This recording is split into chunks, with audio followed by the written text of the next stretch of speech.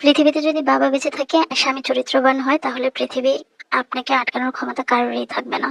একটা স্বামী যদি চরিত্রবান হয় আর স্ত্রী পাশে দাঁড়ায় তাহলে 10টা মানুষ আপনাকে ভয় পাবে, স্ত্রীকে মানতে বাধ্য হবে। যদি স্বামী চরিত্রহীন হয় আর বাবাও বেঁচে না থাকে তাহলে পৃথিবীর কোথাও একটা মেয়ের মূল্য থাকে না। এমনই একটা ঘটনা ঘটেছে আমার সাথে। আমি বাবা মার একমাত্র মেয়ে, বলতে পারেন বাবার রাজকন্যা ছিলাম আমি। আমার 3 ভাই 1 বোন। ছোট থেকে আমি আমার বাবার অনেক আদরের, কারণ 3 ভাইয়ের পরে আমার জন্ম। আমার 2টা ভাই মারা গেছে, অলমোস্ট 5 ভাই 1 বোন। আমার 2টা ভাই মারা যায়, তারপর আমার জন্ম হয়। তার মানে বুঝতে হবে আমি বাবার কতটা আদরের ছিলাম। আমার বাবা একটা মেয়ের জন্য অনেক চেষ্টা করেছেন, অনেক আক্ষেপ করেছেন। সেই আক্ষেপের সন্তান আমি। তাই বাবার রাজকন্যা ছিলাম যতদিন বাবা বেঁচে ছিলেন। আমার বাবা সরকারি চাকরি করতেন, উনি আইনের লোক ছিলেন। কিন্তু হঠাৎই যখন আমার বয়স, সবে মাত্র আমি 7-এ পড়ি, তখন আমার বাবা মারা যায়। হয়তো আমার ভাগ্যটা এখানেই নষ্ট হওয়া শুরু হলো। আমার মা আমাকে খুব বেশি একটা পছন্দ করতেন না। পছন্দ করতেন না বলতে ওনার ধারণা মেয়ে মানুষ মানেই হলো ঘরে থাকবে, কাজকর্ম করবে, ঘর গুছিয়ে রাখবে, বাসন কুসন মাজবে, মায়ের সাথে কাজ করবে। কিন্তু আমার মায়ের কাছে ওনার যে 3 সন্তান বেঁচে আছে তারা অতি আদরের। উনি 3 ছেলেকে খুব ভালোবাসতেন, হয়তো ওনার জীবনের চেয়েও বেশি ভালোবাসতেন। এমন ভালোবাসা কখনো আমার জন্য ছিল না। আমার বাবা যখন বেঁচে ছিলেন তখন আমার বাবা আমার সমস্ত শখ আহ্লাদ পূরণ করতেন। তখন সবেমাত্র আমি ছোট ছিলাম। যখনই আমি বড় হব, আমার বুঝ জ্ঞান হবে, আমি বাবাকে আরো বেশি করে পেতে চাইবো, তখনই আমার বাবা মারা যান। আমাদের সহায় সম্পদ অনেক ছিল, আমরা শহরেই বাসা নিয়ে থাকতাম। বাবা মারা যাওয়ার পর থেকে আর্থিক অবস্থা একটু সংকটে পড়ে গেলাম। আমরা দেশে চলে আসি, শহর ছেড়ে। এসেই আমার বড় ভাই বিদেশ চলে যায়, আর সংসারের সমস্ত দায়িত্ব আমার মেজ ভাইয়ের হাতে চলে যায়। মেজ ভাই আমাকে বরাবরই পছন্দ করতেন না। হয়তোবা আমার মায়ের কষ্টই ছিল এটা অনেকটাই, কারণ আমার মা সবসময় আমাকে একটা কাজের মেয়ের মতো ট্রিট করতেন। আমার মেজ ভাইও সেম আমাকে কাজের মেয়ের মতো ট্রিট করতেন। কখনো ওনারা আমাকে খুব একটা পছন্দ করতেন না। আমার মেজ ভাই আমাকে অনেক কষ্ট দিতেন। আমি গ্রামে এসে ক্লাস 7-এ ভর্তি হই। আমাকে একটা বই খাতাও কিনে দিতেন না। আমি জানি না ঠিক আমার বই খাতা কিনতে কত হাজার টাকা খরচ হতো, কখনো একটা স্কুল টিচার রেখেও আমাকে পড়াননি। আমি অনেক কষ্ট করে পড়াশোনা করেছি। আমি আমার বন্ধু বান্ধবীর কাছ থেকে বই এনে এনে আমি নোট করে তারপর তাদেরকে ফেরত দিতাম। এভাবে কষ্ট করে পড়াশোনা করতে করতে যখন ক্লাস 8-এ পড়ি, তখন বরাবরই আমার মেজো ভাই আমাকে পছন্দ করতেন না। একদিন আমাকে অনেক গালমন্দ শুরু করলেন।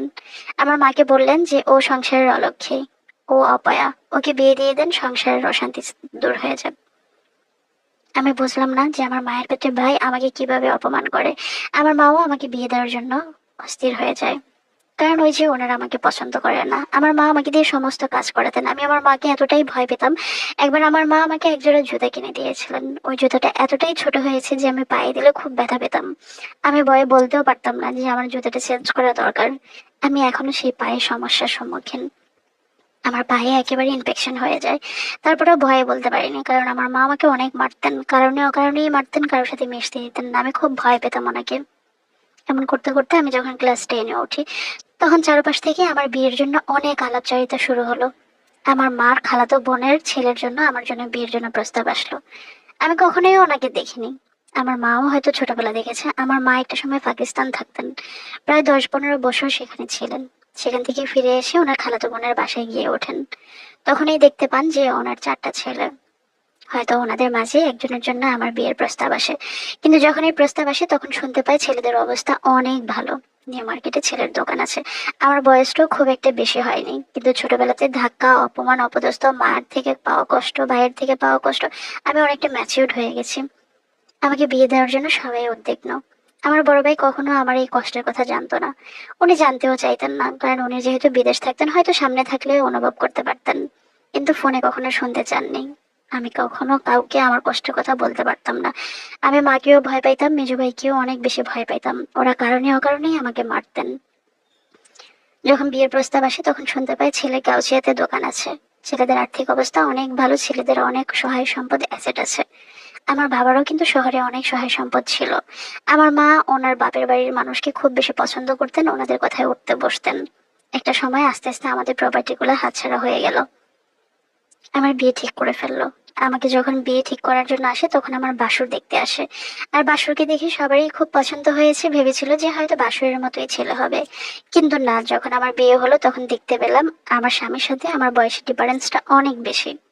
এবং সে একেবারে কুচকুচে কালো ছিল, যা দেখে আমিও পছন্দ করিনি, আমার পরিবার পছন্দ করেনি। ইভেন আমার বড় ভাই দেখে অনেক কান্না করেছিল যে আমার বোনের জামাইকে একেবারেই পছন্দ হয়নি। এরকম করে আমার সংসারটা শুরু হয়। যেদিন আমাকে আমার শ্বশুর বাড়িতে নিয়ে যায়, আমি তাদের চারপাশ, তাদের পরিবার দেখে এতটাই আপসেট হয়ে গেছি যে একটা ঠিকঠাক বাথরুমও ছিল না, থাকার মতো পরিবেশই ছিল না। তারপরেও আমি মেনে নিয়েছি, কারণ আমার পরিবার চেয়েছে আমাকে আপদ বিদায় করার জন্য। তারা আপদ বিদায় করেই খালাস। আমার মেজু ভাই তো এমনও অহরহ বলতো যে যাকে পান তার সাথে বিয়ে দেন, যদি রিক্সা ড্রাইভার পান রিক্সাওয়ালার কাছে বিয়ে দিয়ে ঘরকে মুক্ত করুন। আমি নাকি এতটাই অপায়া। তারা অপায়া দূর করে দিল। শুনতে পেলাম যে আমার স্বামীর নিজস্ব কোনো ব্যবসা বাণিজ্য নাই, সে তার বড় ভাইয়ের দোকানে চাকরি করে, ওনাদের কাপড়ের দোকান ছিল। তার মানে ওর নিজস্ব বলতে কোনো কিছুই নাই। আমি খুব আপসেট হয়ে যাই। আমি অ্যাডজাস্ট হতে শুরু করি যে ঠিক আছে, হয়তো এটাই আমার ভাগ্যে ছিল, আল্লাহর ফয়সালা আমার জন্য সন্তুষ্টের ছিল। আমি আমার স্বামীকে ভালোবাসতে শুরু করলাম, কিন্তু শুরু থেকেই আমার স্বামীর কাছ থেকে আমি খুব একটা ভালোবাসা পাইনি। উনি আমার সাথে জাস্ট শুধু শারীরিক সম্পর্কের জন্যই আসা যাওয়া করতেন, থাকতেন। উনি যখন আমার বাড়িতে আসতেন, আমাকে 100-200 টাকা 300 টাকা হাতে দিয়ে যেতেন। যদি বলতাম যে এই টাকা আমার জন্য যথেষ্ট না, আমার পড়াশোনার খরচের যথেষ্ট না, উনি বলতেন তোমার বাড়িতে ফল ফুল নিয়ে এসেছি, সেখানে অনেক টাকা খরচ হয়ে গেছে। এভাবে আমার হাজবেন্ড আমার সাথে অ্যাটিটিউড করতেন। আমি সব মেনে নিতে লাগলাম। আমার পরিবারও আমাকে ধৈর্য ধরার জন্য বলল। আস্তে আস্তে বুঝতে পারলাম আমার স্বামী আমাকে ভালোবাসে না। আমার কাছে কেন যেন সবসময় সন্দেহ হতে থাকে। এর মাঝে আমি কনসেপ্ট করে ফেলি।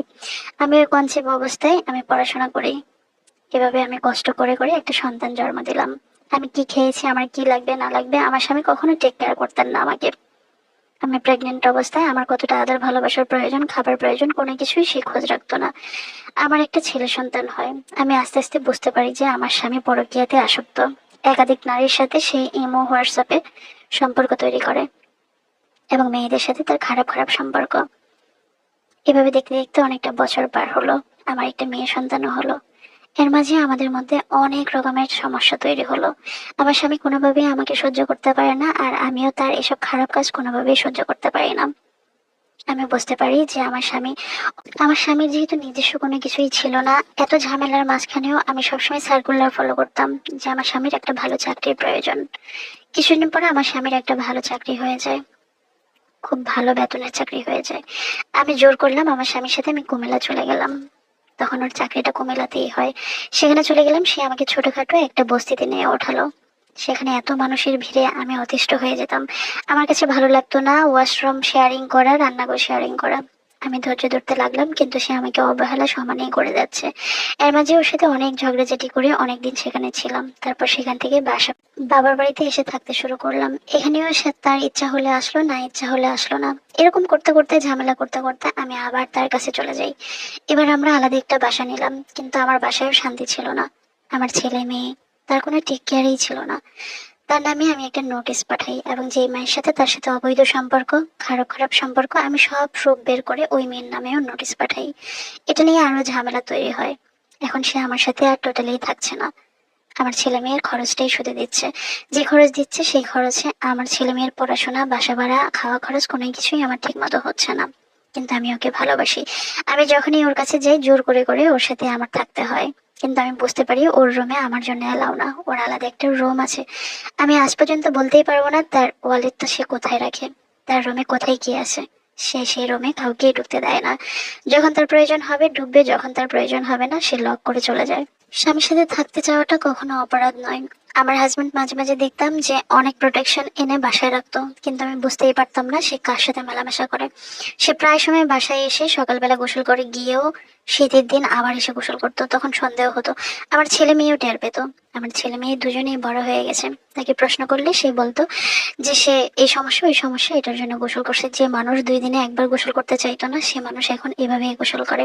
আমার সন্দেহ বেড়ে যায়। আমি বুঝতে পারি সে অবৈধ সম্পর্কে একাধিক মেয়ের সাথে লিপ্ত। এমন করতে করতে আমি আমার সমস্ত ডকুমেন্টস গুলা আমার বাসুরকে পাঠাই।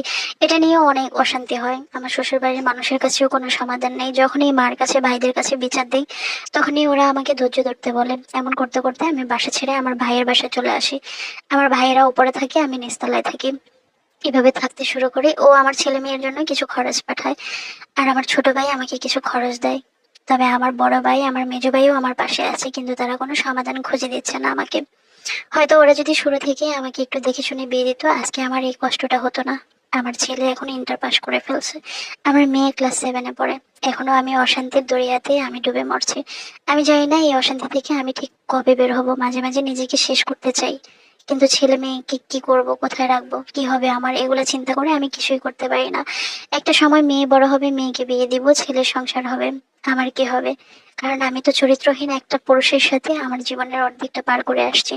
আমি সেই 2004 সালে আমি এসএসসি পাস করি। আমার বয়সটা নির্ণয় করলেই বুঝতে পারবেন যে আমার এখন আর পিছনে ফিরে যাওয়ার সুযোগ নাই। আর পরিবার থেকে যেহেতু আমি সাপোর্ট পাইনি, আমার পরিবারের কাছে আমি অবহেলিত ছিলাম, তাই আমি এখনো অবহেলিত। আমি জানি এর বিরুদ্ধে আমি কিছুই করতে পারবো না। হয়তো অভিমান, হয়তো বা আমি নিজেও রেগে যাই। আমি যদি রাগের মাথায় কিছু বলি, সে আমাকে অনেক মারধর করে আমার ছেলে মেয়ের সামনে। আমার ছেলে মেয়েকেও সে অনেক মারে। আমার ছেলে মেয়ে চাইলে একটু রোস্ট পোলাও খেতে পারে না, চাইলে আমি ওদেরকে একটু মাংস রান্না করে খাওয়াতে পারি না। অথচ আমার এত বড় ছেলেটা যখন বাসায় এসে বলে যে আম্মু, পাশের বাসায় মাংস রান্না হচ্ছে, মুরগির খুব ভালো গ্রান বের হয়েছে তাই না, তখন আমি মা হিসেবে অনেক কষ্ট পাই, অনেক যন্ত্রণা হয়। আমি জানি না এই পরকীয়া নারীর মধ্যে ঠিক আমার স্বামী কি খুঁজে পেল। এটা নারীর কাছে যা, হয়তো আমার কাছেই তা। আচ্ছা, এই গল্পটা আমাকে একটা আপু পাঠিয়েছিলেন। আম, আপুর ডিটেলসে, ওনার হাজবেন্ডও এখন গভর্নমেন্ট চাকরি করে, ওনার বাবাও আইনের লোক ছিলেন। আমি ডিটেলস সবকিছুই আমি গোপন রাখলাম, হাইলাইট করে রাখলাম। উনি কোনো কিছু আমাকে গোপন করতে বলেনি, বাট আমি ফেসবুকের অনেক রুলস আছে, সেটার জন্যই আমি এগুলো সমস্ত কিছু গোপন করে গেলাম। ওনার হাজবেন্ডের এত খারাপ খারাপ মানে ঘটনা আছে, এত খারাপ খারাপ কাহিনী উনি ঘটাইছে। উনি সত্যি আপুটা অনেক ভালো, এই জন্য উনি এখনো ধৈর্য ধারণ করে আছে। আপু, আমি এতটুকুই বলবো, আপনাকে সান্ত্বনা দেওয়ার মতো আমার কিছুই নাই। আপনি আমাকে যে গল্পটা পাঠাইছেন, এটা টোটাল আমি উঠাই দুটো আমার পক্ষে সম্ভব না। কারণ মানুষের লাইফে এত বিশ্রী ঘটনাও ঘটে, এটা আসলে মানতে কষ্ট হচ্ছে। আমার পক্ষে ঠিক যতটুক আমি রুলস অনুযায়ী আমি বলতে পারছি ততটুকুই বলছি। আপু, আপনার জন্য অনেক দোয়া করি, সবাই আপুর জন্য দোয়া করবেন। আপু যেন একটা ছেলে একটা মেয়েকে নিয়ে অনেক সুখে থাকে বাকি জীবনে। আপু, আপনার ছেলে মেয়ে বড় হয়ে গেছে, আপনার হয়তো আর 2-4টা বছর কষ্ট হবে। আপনার ছেলেই দেখেন একটা সময় মানুষের মতো মানুষ হবে। ইসলামিক মাইন্ডে বড় করেন, দেখবেন যে আপনার সুখেই একটা দিন মানুষ উপলব্ধি করবে, মানুষ দেখাবে যে দেখো ও কত সুখে আছে ছেলে মেয়ে নিয়ে। ছেলে মেয়েদেরকে মানুষের মতো মানুষ করেন, এরকম পুরুষ পাশে থাকার চেয়ে না থাকাই ভালো। আর আপনি যে টাকা পাচ্ছেন, ওইটা আমার মনে হয় যে আপনাকে হিসাব করে ম্যানেজ করেই চলতে হবে, এবং কিছু সঞ্চয় করে কিছু খরচ করে ভাইদের কাছে সম্পূর্ণ, আপনি তো ভাইদের কাছ থেকেও অনেক প্রপার্টি পাবেন যতটুকু জানি। সবকিছু নিয়ে আপনি একটু সুখী জীবনযাপন মন থেকেই সেগুলো সরাই ফেলেন। একটা চরিত্রহীন পুরুষকে দিয়ে আপনি কি করবেন বলেন?